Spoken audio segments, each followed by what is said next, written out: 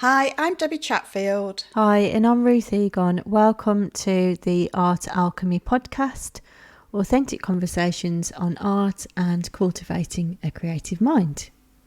And today we're going to talk about intuition. We chose this topic because I think it's really important for your art practice to be able to tap into your intuition. So today we'd like to talk through some of the tools that you can use, the reason why it's so important, a little bit around the sciencey bit of intuition as well. So I think, there's a lot to talk about today. It should be a really interesting topic. We'll just start by defining what it is, because for a lot of people, it almost feels woolly, and I know that you've got a definition there. The definition of intuition is the ability to understand something instinctively without the need for conscious reasoning, which I thought was quite a succinct summary, really, of what intuition is. Yeah. So let's talk a little bit about what the difference is between two eyes, the inspiration, and intuition, because we often talk about inspiration, and obviously intuition is something different.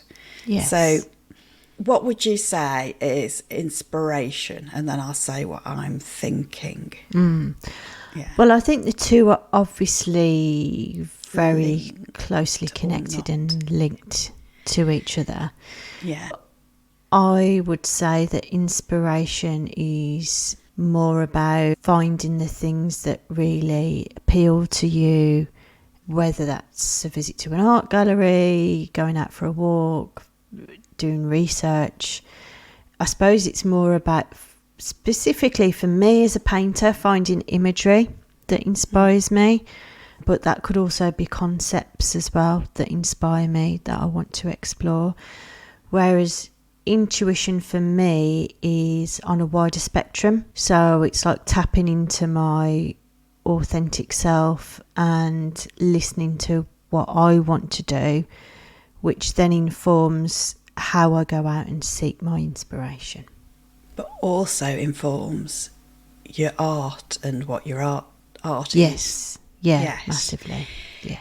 And what I'd add to that is, as well, I almost separate them out in my head in process form. So I think of the inspiration side of things as when you're going out collecting all those things that you've described, and that almost feeds in. So you collect all that information, you do sketchbooks, you are outside or you're inside, but you're looking at other artists, whatever it is that's inspiring you. But then when it comes to your art, at that point, that's the time that you get those, like in the when they say the aha moments, or the time when you're following your intuition as a guide.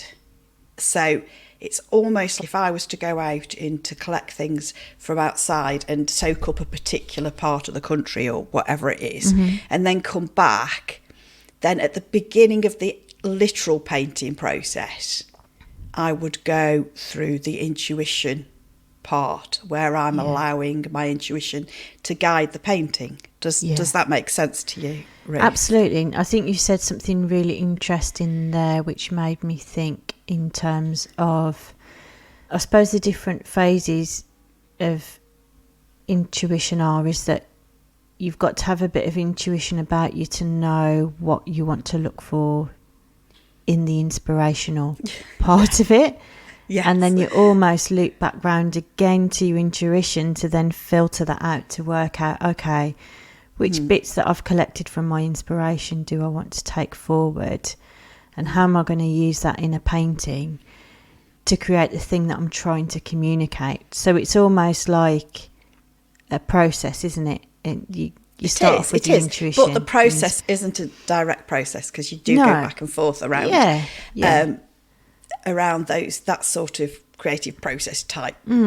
I almost see it as a sort of wheel.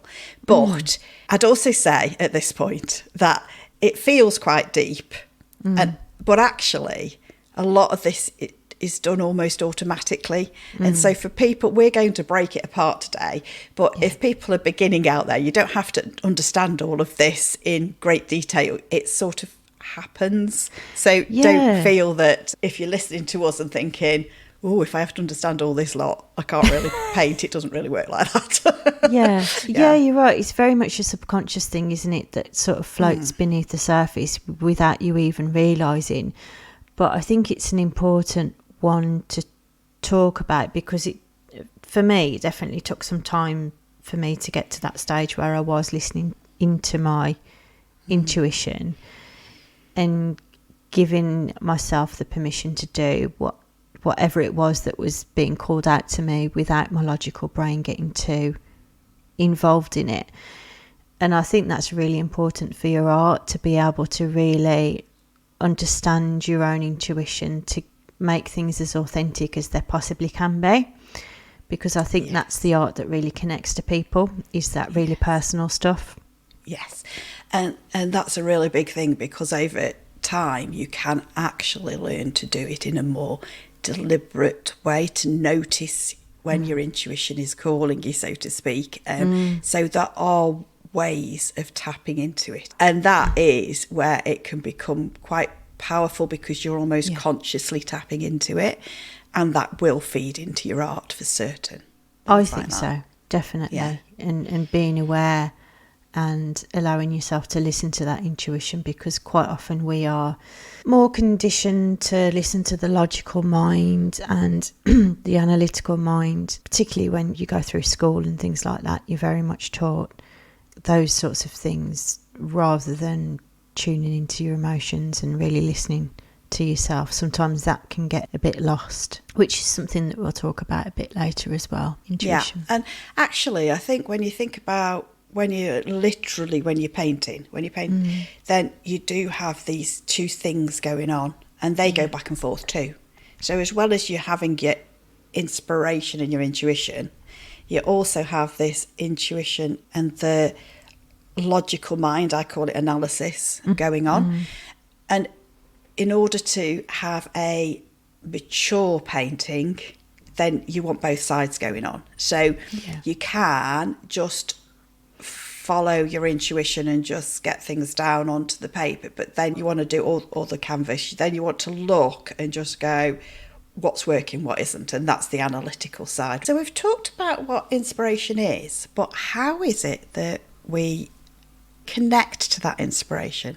So let's start to look at, how do you tune into it? And some people will say tuning into your gut. I've been reading The Artist's Way, and Ruth's read and does The Artist's Way all the time, don't you? You do the morning pages, etc. Yeah, The Artist's Way was really one of the books and one of the moments that changed the way that I think about art, and really unlocked a lot of things in me that gave me permission to go out and just do whatever I wanted to do. And my logical mind at that point was probably overtaking my creative mind and saying, you can't do this because X, Y, Z, because it's too late, because you're in a full-time job that's not to do with art, because, you know, the logical mind will have 1,000,001 reasons. Essentially, it's just trying to keep yourself safe from doing something a bit unpredictable. And because art is essentially a creative thing, the logical mind can sometimes just freak out a little bit when you're thinking about doing painting. And it sounds dramatic, but I hope that there's other people out there that can I get it. empathise, because it can hold you back for a long time. So of those people that haven't read The Artist's Way, a lot of it is about tapping into your intuition. So there's exercises on there like the morning pages, which is like a free flow writing exercise. And for me, that process began me being able to then tap into my intuition and really work out what it was that I wanted to do, and just start thinking about what it was that I was interested in, and just trying things a little bit at a time. One of the big things that struck me in The Artist's Way is that you don't have to overhaul your complete life to be able to do art, and I was almost getting in my own way. So for me, it was very much a gentle process of step by step, right, what do I want to do? I'm going to try that. I'm going to do, I don't know, a little canvas or whatever it might be, and just taking it a little step at a time to start to push out that logical mind a little bit that was getting in my way. Yeah. And so the logical mind we're suggesting is some of the things that create some of these blocks that people have. Is that what you're suggesting? Yeah. For me, it definitely was. For me, it definitely stopped me from creating what I really wanted to create for a long time, because I was just thinking, I was in a job that I wasn't particularly happy with, and I was trying to find a way out to do something more creative. But in doing that, I probably overthought and thought that I needed to have everything figured out before I could even try to do things. Yes. And I know you've spoke about this before, Debs, but probably more in terms of knowing what materials to use and different things. So I think it can come in all different shapes and forms, but it's your brain telling you. For instance, how do you, if we knew what to do if we knew everything, if we knew all the equipment, we've had quite a few techie things going on. You just couldn't. You'd be too scared to start. You wouldn't start. start. Yeah. Yeah. But I think intuition, if you listen to it, tells you whether it's right for you. Mm-hmm. So sometimes you'll get a gut feeling, and this can be just generally in life, and you just go, gosh, this feels right. It just feels the right thing to do. Yeah. We get that in art as well. Yeah. So as we're painting, we'll go, if you allow it to guide you, you can go, yeah, just put that brush stroke down. It's just pick this tool up. And it's that simple. And it's almost, if you try to think ahead too much, what you're doing is you're tapping into the analysis part of your mind. Because you're starting to go into the plan mode. Yeah. I think once you've had the experience, though, of tapping into your intuition and letting that guide you, some people call that getting into the flow state, don't they? Do. Which just feels amazing when it happens, because it's almost like the painting paints itself. It's almost like you're a little bit attached from the whole process. Yes. Yeah, and I found that with painting, and they're the best paintings. I know, they always aren't they? I know. Yeah, I know. I had a painting, and I was like rotating because it was square, and I was rotating with different strokes. And I had done the inspiration side, I'd done my homework, I'd done my filling my cup, so I knew what it was that I wanted to portray, and I wanted to portray these like trees and I love being in that atmosphere outside and being amongst the trees. And then, so I'd finished this painting, Next morning, the day after I'd finished it, I looked at it and I'm like, oh my goodness, there's a heart in the middle of this painting. Wow. Yeah. And it's a small painting, but the point is, it was like, I didn't know that was there. Yeah. It's really strange. It's People bizarre, go, isn't it? It sounds very woo-woo, doesn't it? Yeah. But it does work. I knew that those paintings that I painted, even though they're only small, is more where I want to be. Because you hear about it in other disciplines, like musicians, songwriters saying that things like the best songs just write themselves. And you're right, it does sound a bit woo-woo, but I suppose it's a process of getting your ego out of the way and letting you tap into your intuition and just going for it without being worried about what might come up on the canvas. So I think a lot of it as well is about building up that courage and being able to let go. Or sometimes just being in the right moment. So some of my students I've seen, suddenly they'll be sat there and you just go, they're gone. They're just like, and they're just painting, and they've just gone into that flow, and you can see it because they're just in their own little world, their own space, and it's a lovely thing to see. Yeah. Especially if you haven't really seen it very much in somebody, and it's suddenly they're just definitely. There. And that's good. Do you think there's certain tools, things that you can use to tap into yourself more if you're somebody that's maybe, because a lot of people, especially when they first start art, they'll say things like, they don't even know what they want to do. Yes. But I think we do know. It's just sometimes you can get into a habit of where maybe you've stopped tuning in to your intuition for whatever reason. I'm assuming you've done some mindfulness or yes. You've done meditation. So in today's culture, there's quite a lot of mindfulness that there goes is on. Meditation. And But I love the idea of when you do mindfulness, you've got all these thoughts going past, because we always have thoughts going past, all these or all these ideas going past. Yeah. And if you try to grab onto everyone, it's just not going to work. Yeah. But you'd be sitting at the side of the road, for example, with all the traffic going past, which are your thoughts, and you just learn to just be present. But it's almost like when you do that and you're painting, then something will just arrive and come to you. Does that's sounding very woo-woo now? But can you pick that apart, Ruth? Because I know I do. I think it's about learning to be in the present moment. You said a really interesting thing, without having the need to cling on to all of your thoughts and process them and analyse them. It's about being present and being in the moment, which for anyone who's tried meditation or anything mindfulness, it's definitely a challenge to start with, because it's a completely different way of thinking, isn't it? But if you can learn to observe your thoughts and become less emotionally attached to everything that goes on in your brain, it does really improve your mental health. I found that personally, because like everybody, I think I've had moments where I've struggled in the past. It's very easy to get caught up in your own thoughts, and I think mindfulness is a way to make it a bit easier, really, being human and having all these things going on in your head. Especially in today's culture, I think we need mindfulness simply because we're such a busy culture. It is. It is. There's just so much information. And there's so much choice. Yes. I think that in the past, people would have had less choice. Yeah.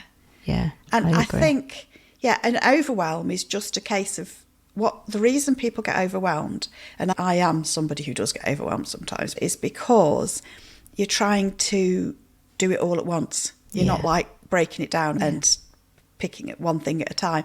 And it doesn't matter which thing it is that you're picking. It's just that stops the overwhelm. So in the art, it's getting yourself at that point where you're still, then seeing what it is that draws you, isn't it? Yeah. It's almost like an extra step to the sitting. I think for me, it was very much about getting quiet with myself and allowing things to come up. Yeah. Quite often I found that for me, the easier way to do it was to do things like go on a walk or go on a trip.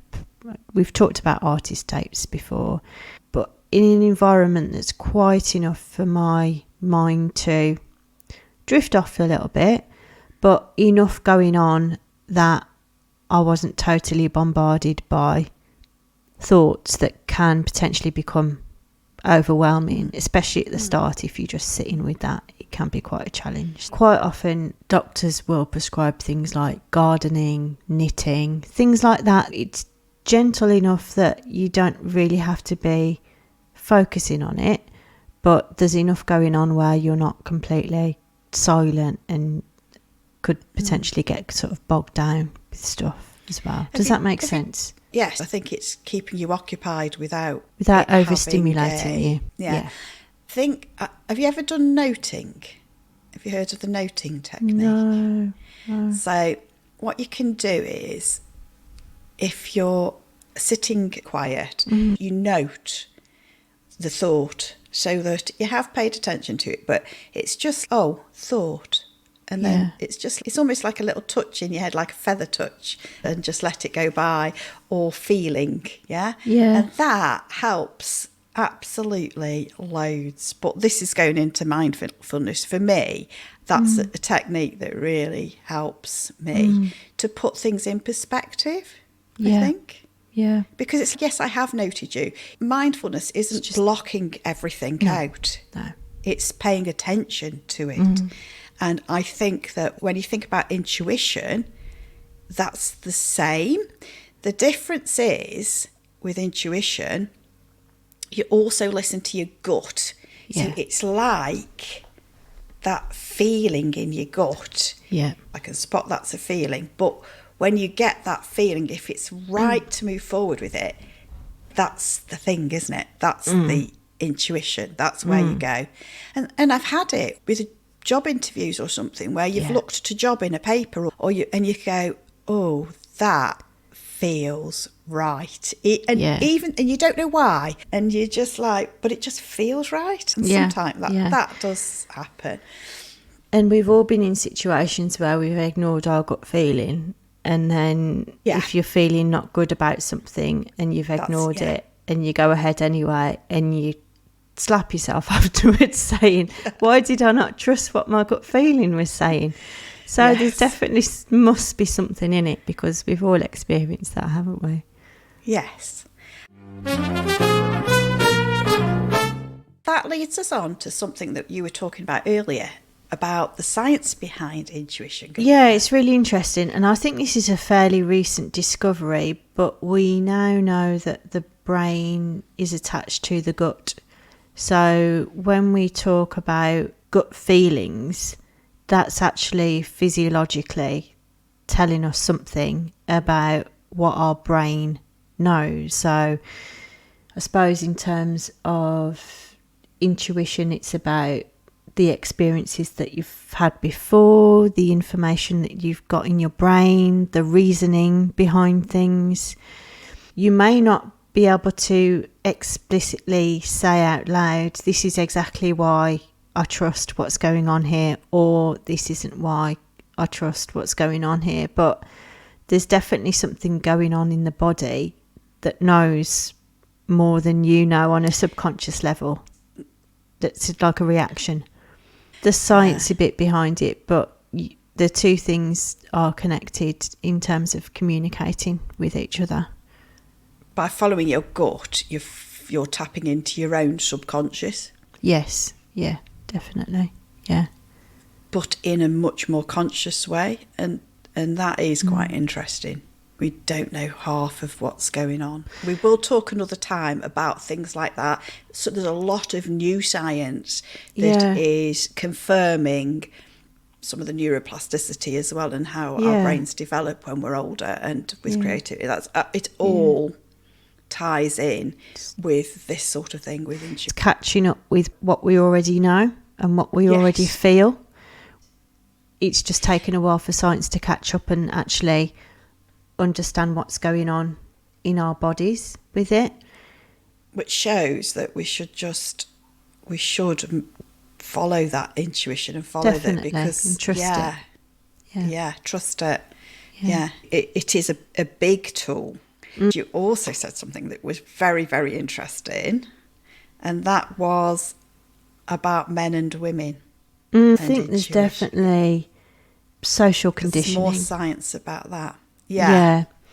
I suppose that's more on a psychological level, isn't it, of social conditioning, of expectations around men versus women, and at a very young age as well, as we are brought up as girls and boys. I think the different sorts of expectations on different genders shape the way that we're conditioned as people. And that could be by anyone. It could be by what teachers are telling us, parents, obviously the wider world, bombarded with advertising and social media and all sorts now. But I definitely think there's a difference between the two genders and what impact that can potentially have on your intuition, and just in general living a kind of authentic life as well. But you said something interesting that surprised me earlier, and it was to do with the fact that women can lose their intuition more easily. Yeah. Often women are very aware of other people's needs. Yes, and definitely. it can become to the point of where you can become a people pleaser. Yeah.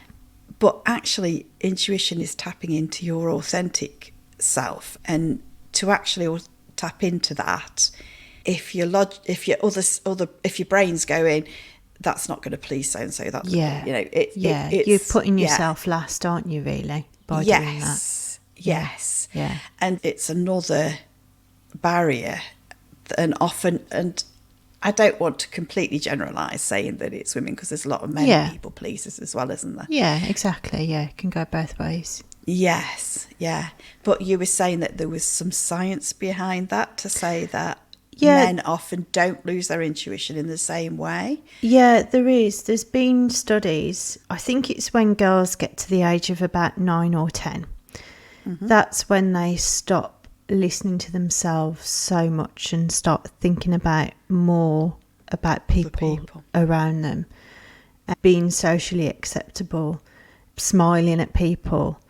Those sorts of things are definitely encouraged in girls. And I was listening to something on another podcast which really got me thinking. They did a study between girls and boys, 2 separate groups, both about 9-10 years old. The group of boys were in a group of, say, about 10 people. They were just at a kind of normal social event, and they were asked if they were hungry, if they wanted to order pizza. And straight away they could give an answer like that, and it was either a yes or no. And it was obviously completely dependent on just how that they were feeling, whether they were hungry or not. Now, what's interesting is when the girls were asked, there was a bit of a delay. They weren't quite sure. They looked around at the rest of the girls in the group, and then they discussed whether everyone else was hungry or not. So to me, that's not listening to what you really want. It's surveying the room, seeing what's socially acceptable, seeing if everyone else is hungry, and if they are, I'll eat as well. So I thought that was really interesting in terms of the differences at such a young age as well between boys and girls. Yeah. Where you get a lot of women going into art, but historically, obviously, it's a lot of men have succeeded. When I say succeeded, I'm talking about at that kind of professional level. Yes, professional level. Yeah. I think we are generalising quite a lot here, but there tends to be a lot more pressure on women to sustain the family. They're often seen as the primary caregiver.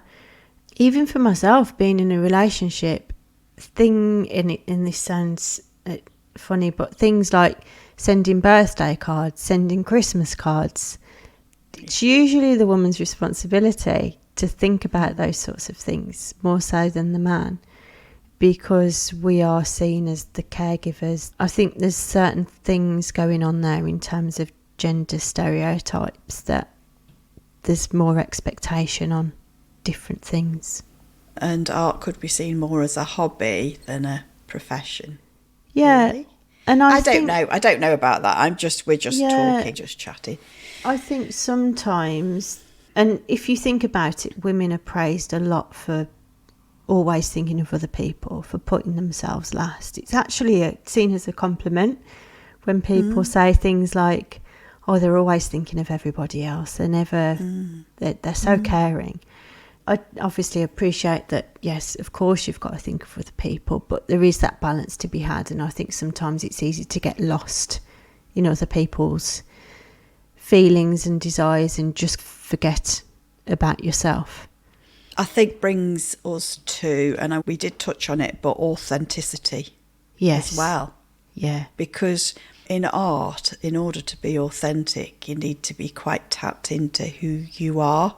Definitely. Which is harder if you're trying to please other people all the time, isn't it? Yeah, it's almost impossible, isn't it, really? Because I think the ironic thing is as well, is if you look after yourself and you give yourself time, permission to do the things that you really want, you're actually better equipped to give more back to other people, because you've got more energy, because you've got something of yourself that's going on. So I think it's definitely a confidence builder to really be true and authentic within yourself. So that leads us to our health. Because Yes, it's particularly yeah. good for, I'm sure, physical health as well, because they're both Yeah. linked, but mental health, being your authentic self and doing things that feel right to you and that you want to do, these are your choices. And there is a balance, and that doesn't mean that you're doing it at the expense of everybody else, because that doesn't feel right either. Yeah. But doing things that are true for you actually gives you energy, makes you more probably pleasant to be around, to be honest. We've talked before, haven't we, we've about talked how we that. get grouchy when we don't paint. Yes. Yeah.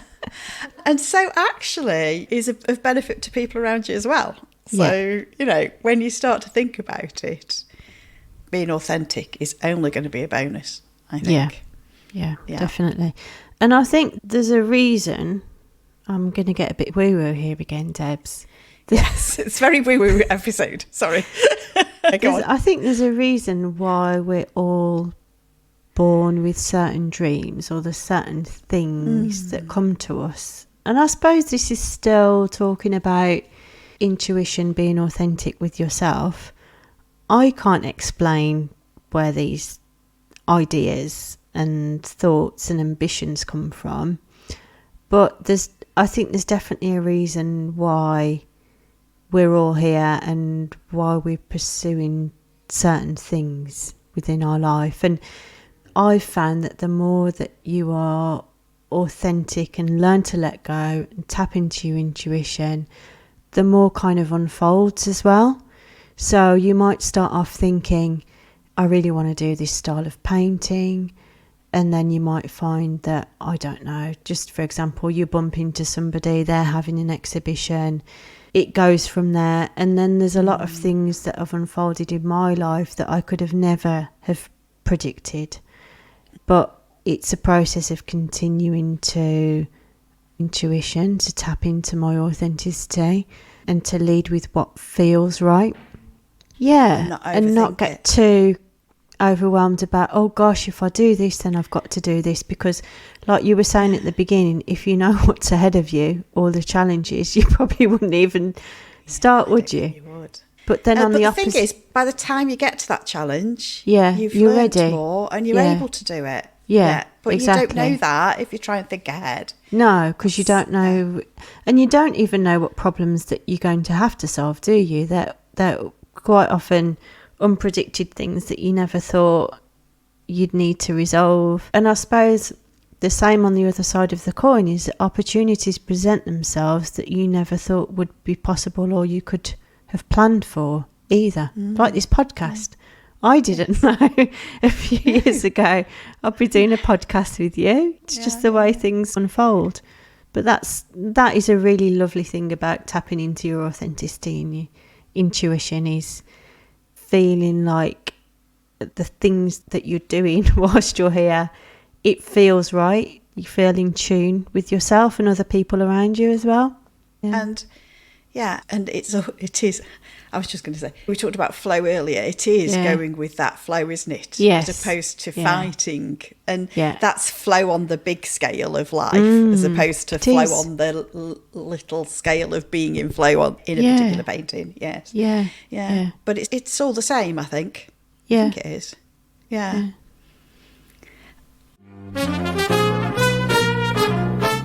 Okay, so we thought it would be helpful to talk around some of the tools as well, to tap more into your intuition. I think we've talked a fair bit about what intuition is, what it feels like, but we wanted to give you some practical tips as well, things that you could try if you feel like that's a kind of muscle that you need to strengthen within your intuition. Yeah. But what about some of the things that we do that aren't apparently in art practice but help you to tap into intuition? I think at one point you talked about going outside, things like the gardening or the walking. Being in nature, that definitely helps me start to slow down my mind. I'm sure there's science behind that as well. Being in nature just feels instantly relaxing, doesn't it? Yes, it would be very interesting to do that because we are nature-inspired artists. So obviously both of us respond to that. And I know some people would respond in a different way to, say, an urban environment than us. Yeah. I live in the country. Yeah. And do you live in I know that you live near Edinburgh, Dunfermline. Is Yes. it quiet where you are? It's rural? Yeah, it's definitely more rural than it is in Edinburgh. I've got a beautiful botanical park near me, which dates back to Victorian times. It's beautiful because they've got like woodland areas, they've got a stream through it, and a glass house with tropical plants in it. So I'm extremely lucky that I've literally got that about a 5-10 minute walk away from me to go in and have a good stroll and to relax and just sit there. So I'll try and do that most days, to be honest, if I can, even if it's bucketing outside, because I know that I always feel better afterwards as well. I think there's something about being in nature that makes you remember that you're not the most important thing in the world. It makes you feel a bit smaller, doesn't it, in a good way, that there's the power of nature around you, a bigger force is you being, I don't know, annoyed about an email or something quite quickly, you realise is very insignificant as well. I think, and this is what, for me, this is a real big thing to do with my art. It makes me feel connected. I think we are nature. Yes, humans are nature, and I think we forget it sometimes. And I do feel, and this is woo-woo too, that we're all connected in some way. I know we don't tap into all of our brains and how they work, but I do feel that, but even ecosystems and stuff, we are connected. We do affect other things and other beings around us. But I am in the middle of a village, rural, and so we are surrounded all the time. Yeah. But even that in your gardens, the next door have got a pond that runs with water, and it's actually in our front garden because they're merged as well a little bit, which means that you can get that sound, and it is nice. I do enjoy going to the seaside, but I am definitely more a lover of hills and mountains and trees, landscapes. It's almost fresh, isn't it, the seaside? It's like something fresh that fresh it. breeze.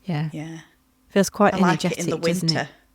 In what I definitely understand that feeling of being connected to the wider world and feeling like you want to be part of nature, and because I think nowadays you're right, we have lost quite a bit of that. I know you hear a lot now about younger people's mental health suffering, and I do attribute that quite a bit to social media and the velocity of information that gets fed to younger people, and that feeling of always wanting to be better, comparing yourself with other people. And of course, when you look at Instagram, it's all just a highlight reel, it's not real life. And I think people quite often get caught up in that, don't they? One thing that we haven't talked about, Debs, which I think we were going to touch on, is just the emotional side of your intuition. And starting to unpick that a little bit in terms of listening to your feelings and to your emotions and what that might mean. You can interpret it. Yes. Yeah, and be a little bit less overwhelmed by them, but almost like using them like cues instead to inform your intuition, which I think where a lot of people maybe lose contact with their intuition is because they're so overwhelmed by different feelings and they're not sure how to interpret them, because it can be a bit scary, can't it, at times, things that we feel as people, as human beings. With life, with what life throws at us as well. So it's just when I was talking about the social media side of contemporary life that I was starting to think about that comparison envy that can quite often stop us from either tapping into our intuition and authenticity, because you might get feelings like, I'm never going to be as good as that person, I'm never going to be able to paint like they paint, why should I bother anyway? Is that something that you've ever experienced in the past? The comparison thing, I think everybody does, don't they? And then when you get that comparison envy thing, it's in your gut, you get that twinge, don't you? It's like it's horrible, isn't it? That like envy feeling. Yeah. Like a little elastic band pinging or something in you. And yes, and I go, with art, I do the noting thing, actually. I do, noted, okay. That's interesting, yeah. Yes, that's interesting. That's an interesting feeling. And what does that indicate, though? Is it indicating that it's something you want? Does that make sense? If you're envious? It can be. If it's a feeling of envy, I always ask myself the question, what is it that they're doing that you feel like you can't do? Because essentially it's that kind of friction, isn't it, between the two things? It's, I wish I could have a huge studio in the middle of the countryside and just paint all day, or whatever it might be. Yes. Because of course the reality is probably not what you realise. No, it never is. And it's almost like you'll come up with stuff like, it's okay for them because X, Y, Z in your stories that your brain is telling yourself in that envy mode, isn't it? It's it's fine for them. They don't need to work. They've got lots of money, or whatever it might be. It's almost like triggering your limiting beliefs, isn't it? If you're feeling comparison envy, there's definitely that going on. I think it's a bit different with art, though, because I think when you think things like, I'll never be able to paint like that, you probably won't be able to paint exactly like somebody else. That's not the point of art. The point of art is to do what you want to do and be authentic within yourself. I'm switching slightly, but sometimes artists keep techniques to themselves, or I have seen it where they're a little bit guarded about how they do something, but I never feel like that, because I never think that other people can do what I do. And I don't mean that in a big-headed way. I mean because each person will interpret something differently. Yeah. And so you can show them all the techniques, that's fine. They'll run with them in their own way. Exactly. They'll do something completely different. Yes. But it sometimes is good if you're feeling that envy, or there are other emotions that you might feel. And if they're negative emotions, if you're feeling angry with somebody or angry with a situation, that probably means you need to either change it or discuss it, or there's some action. You need to take action there, isn't there? There's energy in anger that you should listen to. Yeah, yes, definitely. I think envy might be something you have to look at, perhaps your own reaction. Why is it that you feel like that? Yeah. Because quite often, if you're being triggered by somebody, what I've found is that it's usually because they're doing something that you've not given yourself permission to do yourself. And maybe there's something within their sort of characteristic or makeup that is rubbing you up the wrong way. So I think there's definitely something to be said of sitting with your emotions for a little bit and just carefully, gently exploring them. You don't have to go to places that you don't particularly want to, but I think being curious about your emotions rather than seeing them as something to push down is definitely healthy. Yes, and that's comes back to mindfulness, where you're actually paying attention but not getting embroiled in them. Don't get caught up in it. And actually, if you feel like that, if you feel envious or you feel angry and you sit there, sometimes just becomes clear what you have to do. Not necessarily at the time. You might just, noted, okay, I've noted I feel like that. And if you allow it to not consume you, then a couple of days later it might go, that's what I do. That's what I've got to do. Yeah. Sometimes I'll wake up in the night and I'll be upset about something. It doesn't happen very often, but when it happens, I think, I've got to do something about this. Something is bothering me. But I might sit with that and see how it feels before I actually do take action. So it's more from a place of, I suppose, from a mindful place that you're actually doing that. Yeah, it's quite interesting. How does that relate to art? I'm just thinking, are we going off topic? When this is about tools for... tools. One of the tools that I've used in the past specifically around art is working with affirmations. Well, I don't know whether you've ever done any affirmations. I have.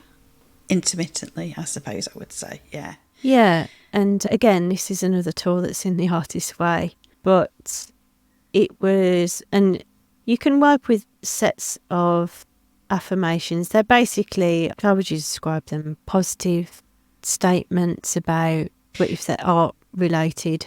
Sometimes I've got a box of cards and I'll pick out an affirmation and it will say something like, you are in the right place at the right time, trust that. But you might do an affirmation that says, I am a prolific artist who is following her authentic self or whatever. In the artist's way, it will say, if you repeat something like that, sometimes it gets harder to repeat it. And that's because you're coming across one of those block things. Is that correct? Yeah, and I think that's... Yeah, definitely. And I think that was something that I wanted to touch on is sometimes being able to tap into your intuition and authenticity. One of the blockers can be limiting beliefs that you might have around certain things. For example, in a previous episode, we talked about being talented. You might think that you need to be born talented and be able to create straight away in order to have any chance of working within art at all. So that's an example of a limiting belief. Somebody who felt that strongly, that they had no talent and they were writing down, I am talented, you find it almost gets more and more sticky, doesn't it? Yeah. Does that make sense? Well, what is interesting in the artist's way is that they get you to write down a list of affirmations and then again and rephrase them in your own. You rephrase them, but also if you write down the same affirmation sort of 10 times, just listen to what's cropping up, because quite often we're not aware of our own limiting beliefs. We just think they're facts, don't we? Because we've told ourselves that many times that we can't do X, Y, Z because of whatever reason that we have. I'm too old, it's too late, whatever it might be. And we almost repeat it that much in our own head. And if we repeat something as well, our brain starts to look for evidence for it to confirm our own bias. So quite quickly you can have all these blockers up and not even realise that you've got them. So I would suggest to people writing down some affirmations and just listening and seeing what crops up, because that can quite often reveal those limiting beliefs that you weren't even aware of. You can do a similar thing with why you paint art, can't you? You can say, I paint art because, and then you say why. It might say, I paint art because I like painting landscapes. Yeah, but why do you like painting landscapes? Yeah. And then I like painting landscapes because they make me feel peaceful. Why do they make you feel peaceful? Yeah. And then you just keep doing that. And that's fascinating. That is a really great exercise, actually, to start to uncover why it is that you create and what it is about the process that you're really trying to draw out. Because again, it can be quite layered deep within your subconscious, can't it, as to why you're actually doing it. Sometimes it goes back to something that's happened to you. Yeah. You know? Yeah. It can be quite surprising, can't it, what comes up? Yeah. Yes, it can. Ruth and I have both done this. And your art, so we're both nature-inspired artists, but for Ruth, it's about uplifting, isn't it? Whereas I'm about the connecting.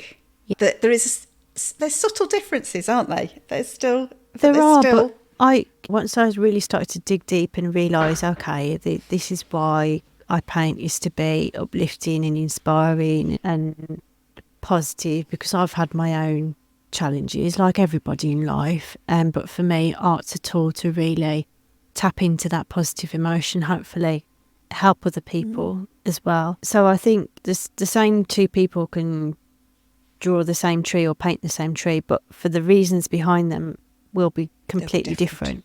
Yes. And if you know what that driver is for you, then you can just strengthen that, can't you? You can just tap into that more and think, how do I make this even stronger, even more personal to what it is that you're trying to achieve? And once I got that, quite a lot of stuff clicked into place for me. Absolutely. Yeah, me too. Yeah. I think that when you're looking at tools, sketchbooks, I mean, we did a whole episode on sketchbooks, didn't we? Yeah, they're a good space though, aren't they, to collect things where you don't feel probably quite as pressured as a kind of a finished painting, and you can use that as a way to collate things together that you find inspiring, and you can also use it as a space to reflect on the things that you have collected, the things that you've done, what you like, what you don't like. So definitely encourage people to use it as a kind of their space, personal space for the things that they want to explore, to really tap into their intuition. Yeah, and you can actually explore your intuition in a different way, because you can explore by doing the playing thing, can't you? So children play when they're naturally very young, because then they are using We're all intuition. born like that, aren't we? They're not, yes, we're born doing that. And the analysis bit kicks in later. So it's a place to play that's quite safe, sketchbooks. They're really good.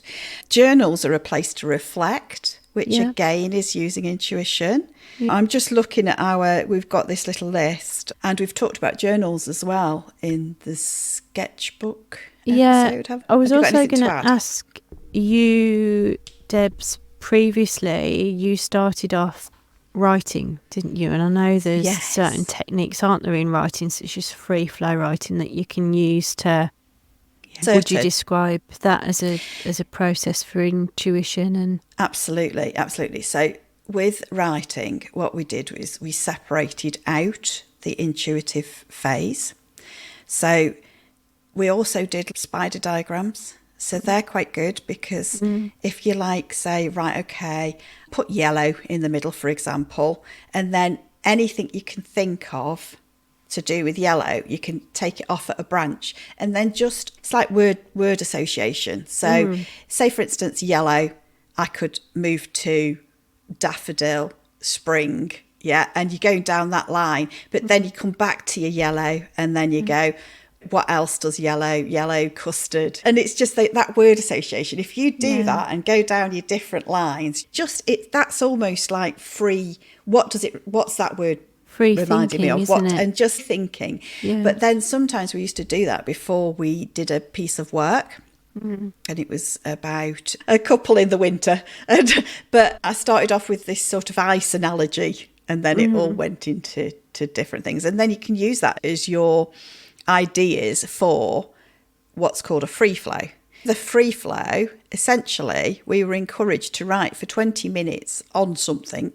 You can do it in the way that morning pages are, where you just write whatever you like, but you can also do it with a little bit more of a focus. So we might have done a spider diagram and then taken something on yellow after you've done all of that, and then you would do just a free flow, write, and you time yourself for 20 minutes. Do not do full stops, do not do punctuation, do not go back, do not correct your spelling, just write anything that comes into your head, anything.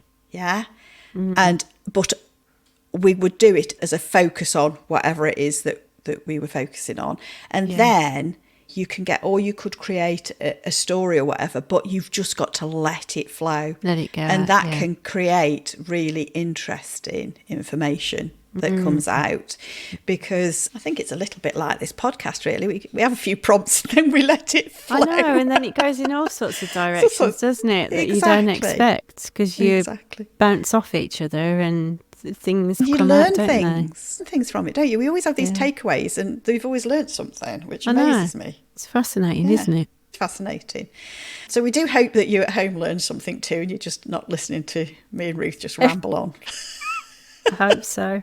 Yeah. The other thing that you got me thinking about there, Debs, is in terms of practical art exercises that you can do to loosen yourself up if you are feeling a little bit stifled for whatever reason, just to get yourself loosened up into that flow a little bit more. I suppose it's like warming up exercises, isn't it? To actually get you ready to do some creativity and to get into a state where you're feeling a bit more relaxed about things. I know, for instance, in the past I've done things like I'll just draw something in front of me for, say, like 10 seconds or a minute, and I'll time myself. I am just getting physical with a pencil and a page, and it's not anything that has to be finished or done, but it is just getting back into, particularly if I've been away from painting for a few weeks and I feel a little bit hesitant about going back in again. It's quite useful, isn't it? There's a few different exercises that you can do to loosen up.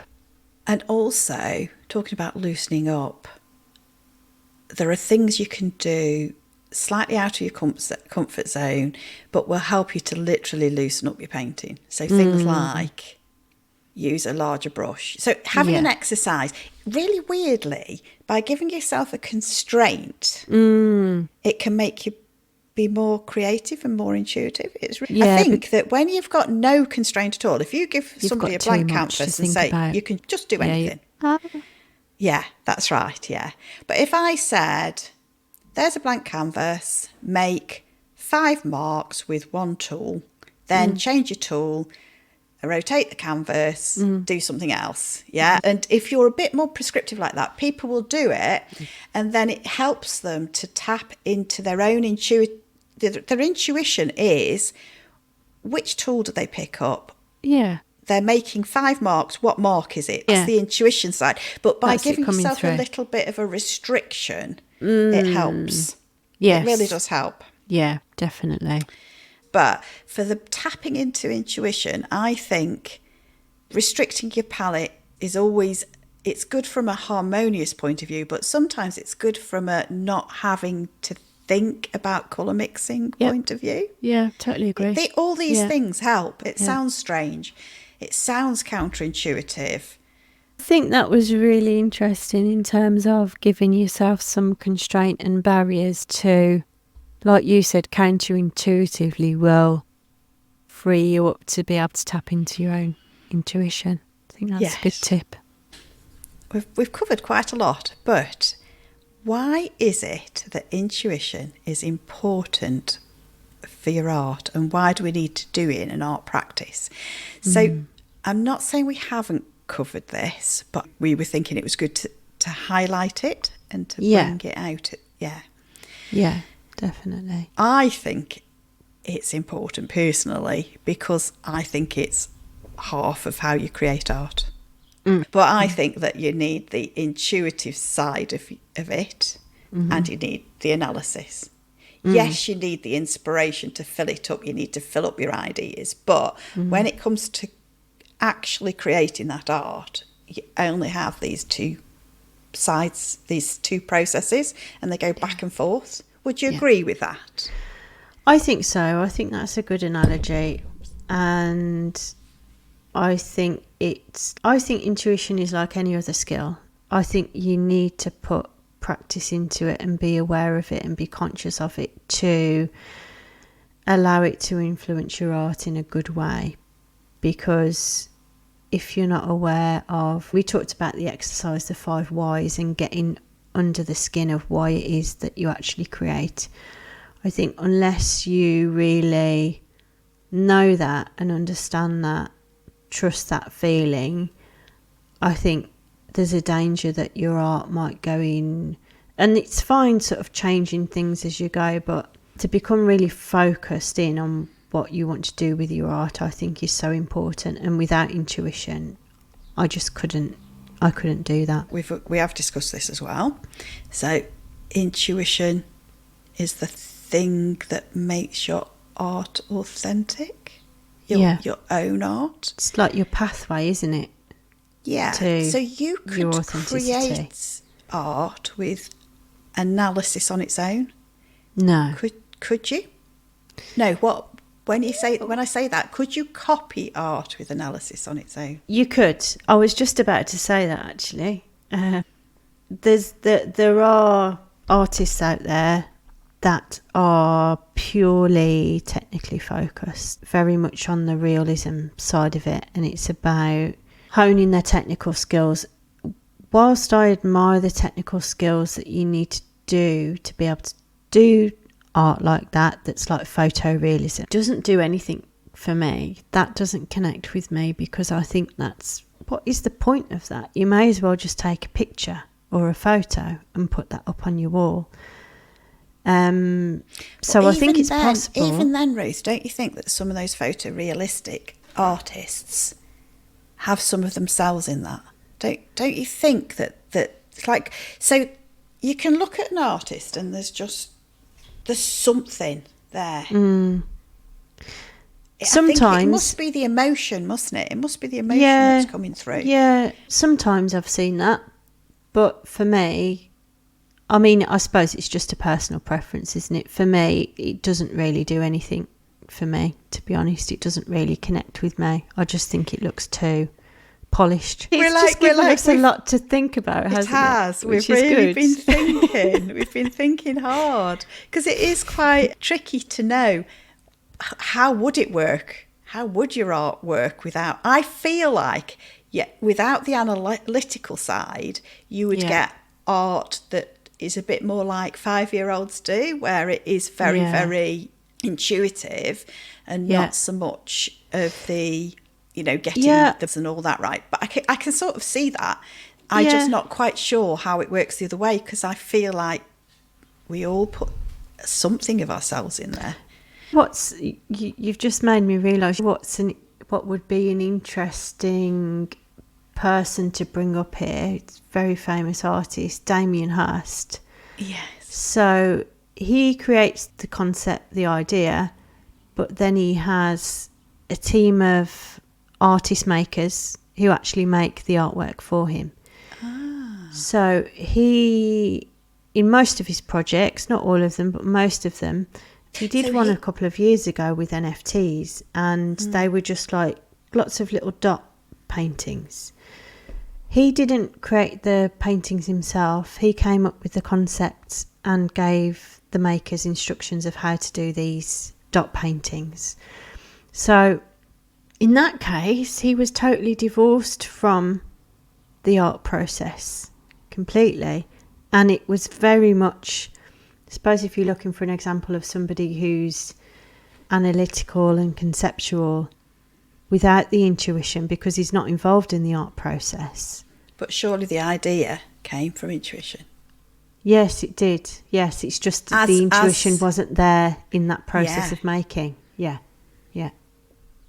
See? I've really boggled your mind now. You have. It's the same as the photorealistic painters have got to have come up with the idea in the first place. And yes. Yeah. Which is inspiration. But the aha moment. It was interesting there talking about why it's important to art, because I think we started to get into, I suppose, the different phases where intuition comes in, whether that's right at the start or whether that's during the art making process itself. But I think for me, it encompasses all the different stages and is vital to my creative process and following with my art. And it's not often something that people kind of talk about too much, is it, on things like courses and things like that? It's quite often we can get swept up in, I need to learn this technique or get really good at this medium, rather than really tapping into yourself. Because it's something that's quite difficult to articulate, isn't it? We've had a lot of difficulty today. But I don't think we've done too bad. No. I hope we've not done too. Let us know whether we've done too bad a job or not. Yeah. Should we move into takeaways then? Yeah, Yeah. Let's do that. Okay.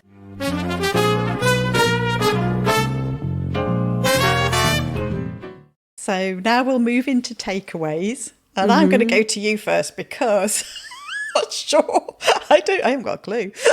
I think my biggest takeaway is that upon reflection and talking about this is that intuition is a real skill that you can get good at and hone.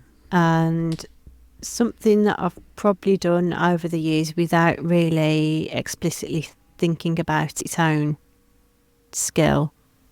I've just had that feeling of being more authentic with my art and knowing a bit more about where it was going and learning to trust in that more as I've developed as an artist. I think it's been a super interesting chat, and it's given me a lot to think about, and I hope other people will start to think about this a bit more and really tap into their intuition, and I hope it helps them.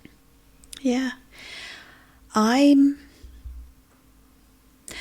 So this is a big takeaway, actually, when I stop to think about it, is I think that I'm trying to develop people's intuition with these they're half-day workshops rather than full-day workshops. So the full-day workshop, I'm trying to get a product at the end of it, a nice day, that sort of thing. But these half-day workshops are more exploratory type workshops, but they also, I think, involve inspiration. But I think that probably wraps it up, unless you've got anything else to add. I'm going to say, it's a good chat. Yeah, I'm going to say bye for now. See you soon. Bye. Bye.